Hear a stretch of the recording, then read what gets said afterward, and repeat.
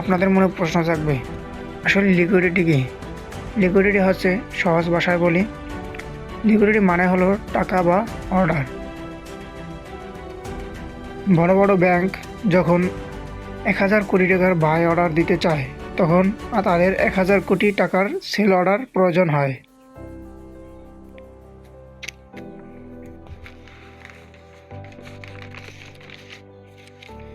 কিন্তু মার্কেট এত বড় সেল অর্ডার এক জায়গায় কোথায় পাবে? সেগুলো থাকে আপনার এবং আমার মতো রিটেলার ট্রেডারদের স্টপ লস